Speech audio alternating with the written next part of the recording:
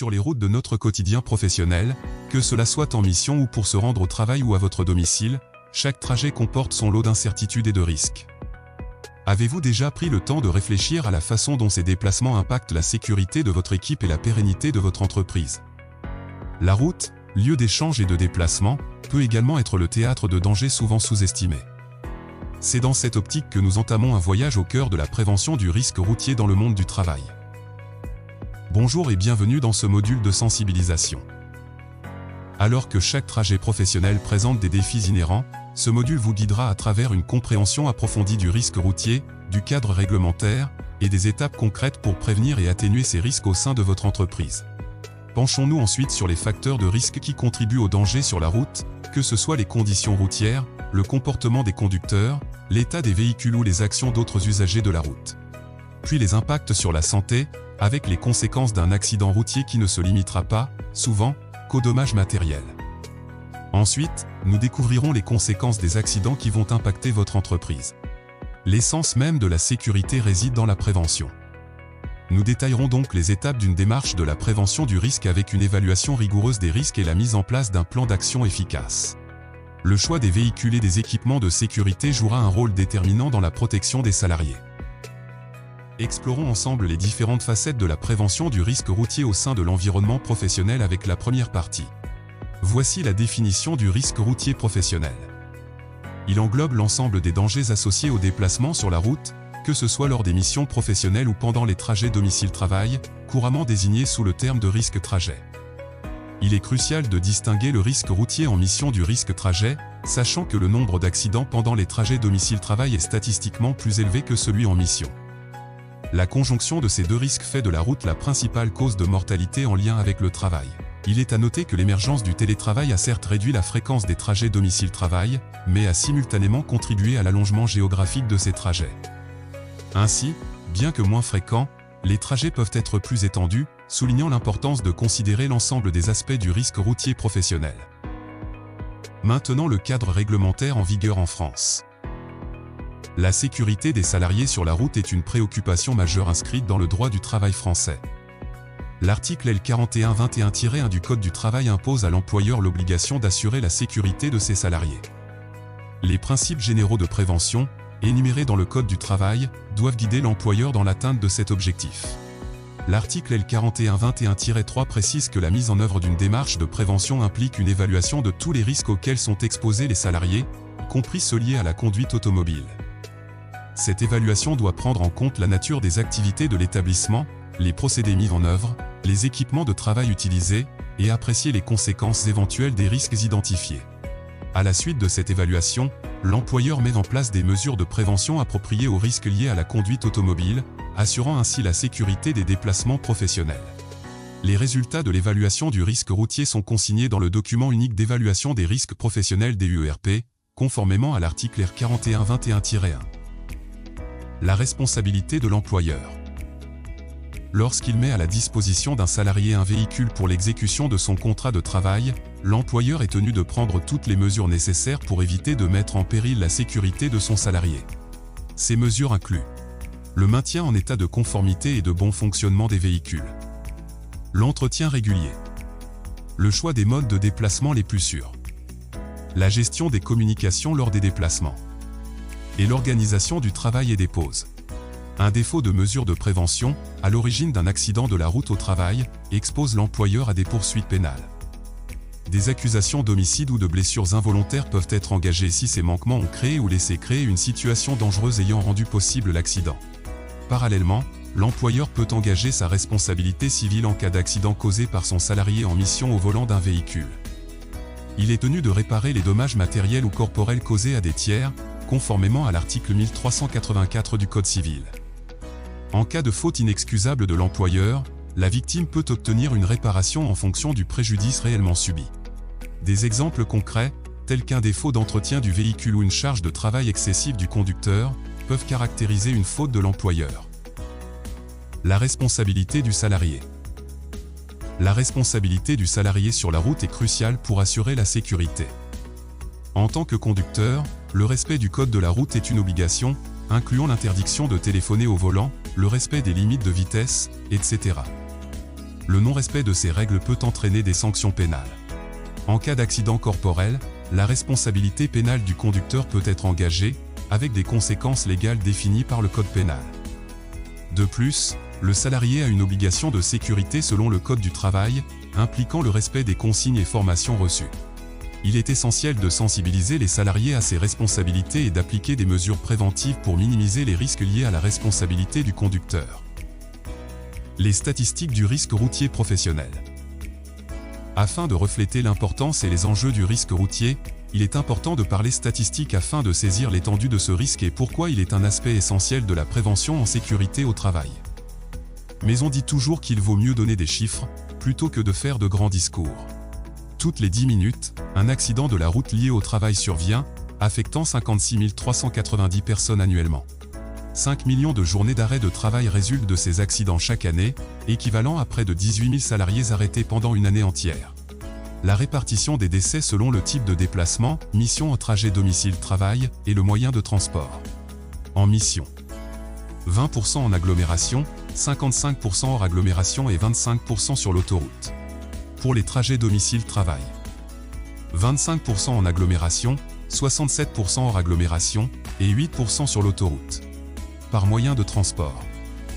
Pour les piétons, 5%, en vélo, 4%, en deux roues motorisées, 5%, pour les véhicules de tourisme, 28%, les utilitaires, 24%, les poids lourds, 27%, via le transport en commun, 2%, et autres moyens, 5%.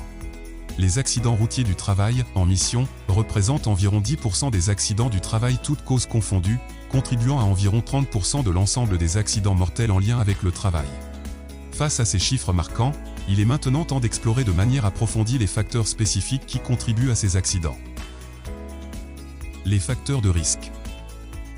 Les dangers sur la route ne résultent pas uniquement des comportements individuels des conducteurs, mais sont étroitement liés à l'environnement routier des déplacements professionnels. Une compréhension exhaustive des éléments clés de cet environnement est impérative pour évaluer le risque routier de manière approfondie. Démarrons par les facteurs liés à l'environnement routier. Les conditions météorologiques. La pluie, la neige, le brouillard ou la glace peuvent considérablement influencer la sécurité routière. Une route mouillée ou verglacée augmente les distances de freinage, rend la conduite plus difficile et accroît les risques d'accident. La sensibilisation et l'adaptation du comportement de conduite en conséquence sont essentielles.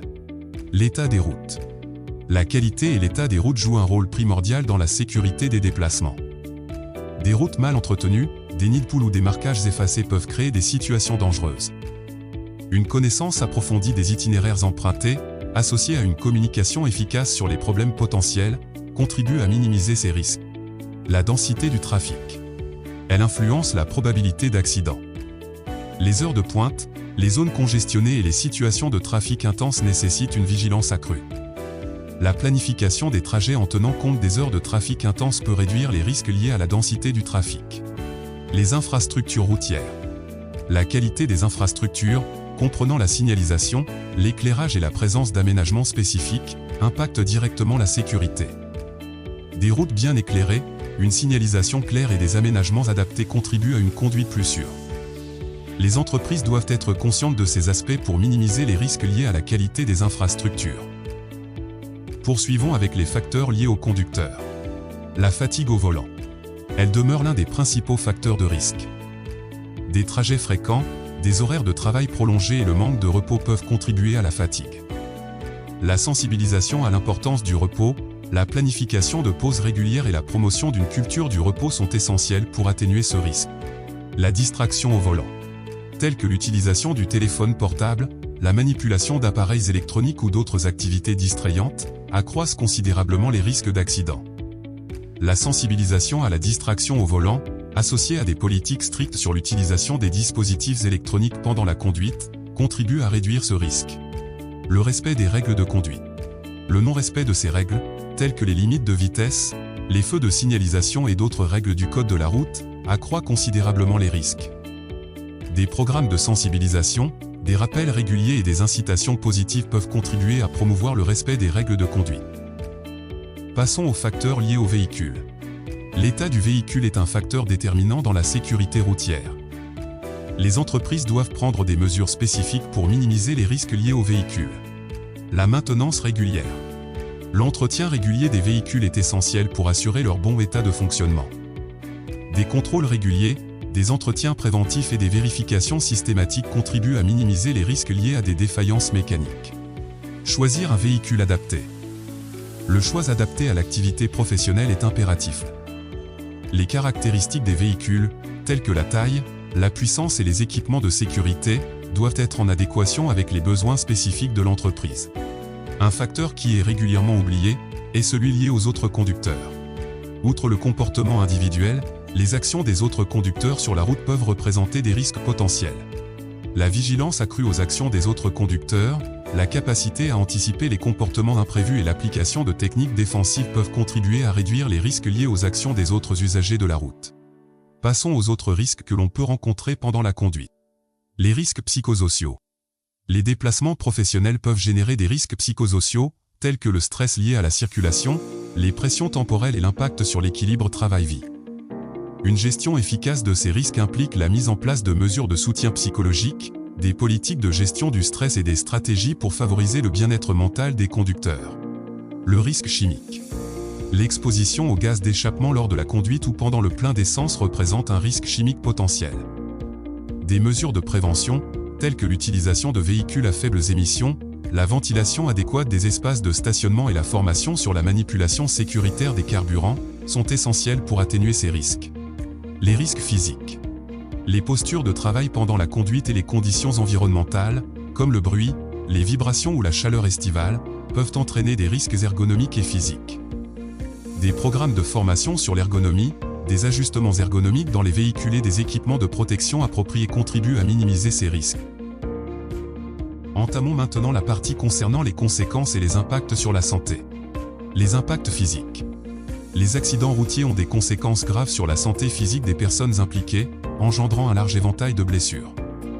La sévérité dépend de facteurs tels que la vitesse de l'impact, le type de collision et l'utilisation des dispositifs de sécurité.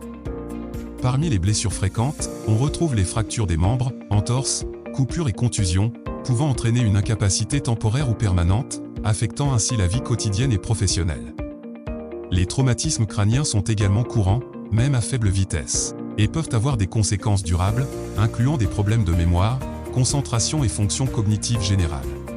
Les impacts psychologiques. Outre les conséquences physiques, les accidents affectent considérablement la santé mentale des personnes impliquées, nécessitant un soutien adapté comme le stress post-traumatique. Ce type de stress est fréquent chez les victimes d'accidents de la route. Des symptômes persistants tels que flashbacks, anxiété et cauchemars peuvent affecter la qualité de vie et la capacité à reprendre une vie normale. Les individus impliqués dans des accidents peuvent éprouver une détresse émotionnelle, altérant leur bien-être de manière générale. La peur de conduire à nouveau, l'anxiété liée à la circulation routière et d'autres impacts émotionnels influent sur leur qualité de vie. Les conséquences sociales. Les accidents de la route entraînent des conséquences sociales qui dépassent les aspects individuels de la santé, affectant les relations familiales, la vie professionnelle et la dynamique communautaire. L'altération des relations familiales. Les blessures ou les décès dus aux accidents peuvent altérer les relations familiales. Les membres de la famille deviennent souvent des aidants naturels, bouleversant la dynamique familiale et générant un stress supplémentaire. Les répercussions professionnelles. Les conséquences des accidents sur la santé peuvent entraîner des arrêts de travail prolongés, des incapacités permanentes ou même la perte d'emploi, ayant des répercussions économiques et sociales importantes pour les individus et leurs familles. Les accidents de la route ne se limitent pas aux répercussions individuelles. Ils ont également des conséquences significatives pour les entreprises. Ce chapitre explore les divers aspects des impacts pour une entreprise à la suite d'accidents routiers. Tout d'abord, l'impact financier. Les coûts financiers associés aux accidents de la route peuvent être considérables pour une entreprise, englobant des dépenses directes et indirectes, créant ainsi une charge financière importante. Avec les coûts directs. Ces coûts incluent les réparations des véhicules, les frais médicaux et les indemnités versées aux victimes. Ils peuvent rapidement s'accumuler, surtout en cas de blessures graves nécessitant des soins médicaux prolongés. Avec les coûts indirects. Les coûts indirects englobent la perte de productivité due aux absences liées aux accidents, la formation de remplacement, et les coûts administratifs associés à la gestion des réclamations et des compensations. Passons aux conséquences sur la réputation et l'image de l'entreprise. Les accidents de la route peuvent ternir la réputation et l'image d'une entreprise, surtout si l'accident est médiatisé. D'abord sur la confiance des clients. Les clients peuvent perdre confiance dans une entreprise dont les employés sont impliqués dans des accidents fréquents. La perception d'une gestion négligente de la sécurité peut influencer les choix des consommateurs. Et les effets sur l'attraction de talents. Les candidats potentiels peuvent être dissuadés de rejoindre une entreprise où la sécurité des déplacements n'est pas une priorité. Une image négative peut compromettre la capacité de l'entreprise à attirer et à retenir des talents. Maintenant, les conséquences en termes de responsabilité légale. Les entreprises ont des responsabilités légales en matière de sécurité, y compris la sécurité routière. Les conséquences légales des accidents de la route peuvent être sévères pour une entreprise. Avec la responsabilité civile. En cas d'accident causé par un employé en mission, l'entreprise peut être tenue civilement responsable des dommages causés à des tiers, entraînant des poursuites judiciaires et des coûts d'indemnisation considérables. Avec la responsabilité pénale. Si une entreprise est jugée négligente dans sa gestion de la sécurité routière, des poursuites pénales peuvent être engagées, avec des sanctions allant de montants d'amende significatifs à la fermeture temporaire de l'entreprise. Les montants des amendes peuvent varier en fonction de la gravité de la négligence, de la récidive éventuelle et des dommages causés. Il est important de noter que la négligence peut être établie si l'entreprise ne prend pas de mesures adéquates pour prévenir les accidents de la route. Et pour terminer, les conséquences liées à la gestion des déplacements. La manière dont une entreprise gère les déplacements de ses employés a un impact économique direct, avec des politiques inadéquates pouvant augmenter les risques d'accidents et générer des coûts supplémentaires. Des politiques de gestion des déplacements inefficaces peuvent entraîner des dépenses supplémentaires en carburant, en entretien des véhicules et en temps de déplacement, contribuant à des risques accrus sur la route. De plus, la difficulté de trouver des remplaçants qualifiés en cas d'accident peut générer des perturbations opérationnelles, des coûts de formation pour intégrer de nouveaux employés et potentiellement une perte de productivité. La prévention des risques routiers constitue une démarche essentielle pour assurer la sécurité des employés lors des déplacements professionnels. Ce chapitre explore en détail les différentes étapes et stratégies permettant de prévenir les risques routiers au sein de l'entreprise. L'évaluation du risque routier. Elle permet à l'entreprise de comprendre les facteurs spécifiques qui contribuent au danger sur la route. Le processus implique la collaboration entre les responsables de la sécurité, les conducteurs et les représentants du personnel. Cela inclut l'examen des itinéraires fréquemment empruntés, des conditions de circulation, du comportement des conducteurs et des caractéristiques des véhicules utilisés. On distingue 5 étapes. La première est de réaliser un état des lieux des déplacements. Examiner la fréquence des déplacements, la durée des trajets, les amplitudes horaires de travail, les types et caractéristiques des véhicules utilisés, l'état du trafic et les conditions météorologiques. En 2, analyser les déplacements, planification et organisation. Étudier la planification des déplacements, l'organisation des trajets et les itinéraires utilisés. Identifier les zones à risque et les heures de circulation intense. Troisièmement, identifier les salariés exposés. Déterminer les salariés exposés à des risques routiers fréquents en raison de leur mission. Considérer les travailleurs itinérants et ceux effectuant des trajets domicile-travail. En 4, examiner les motifs et caractéristiques des déplacements. Analyser les motifs des déplacements professionnels et les caractéristiques spécifiques de chaque mission. Certains déplacements peuvent présenter des risques accrus en fonction de la nature de la mission. Et en 5, analyser les accidents survenus au cours des dernières années. Étudier les accidents de la route survenus au cours des dernières années pour identifier les tendances, les points de vulnérabilité et les circonstances récurrentes. L'évaluation des risques routiers doit être intégrée au document unique d'évaluation des risques professionnels.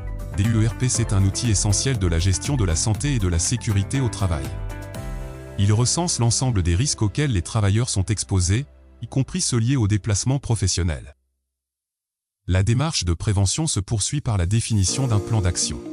Sur la base de l'évaluation des risques, des mesures préventives spécifiques doivent être élaborées et structurées en un plan d'action afin de réduire les dangers routiers et à promouvoir la sécurité des déplacements professionnels.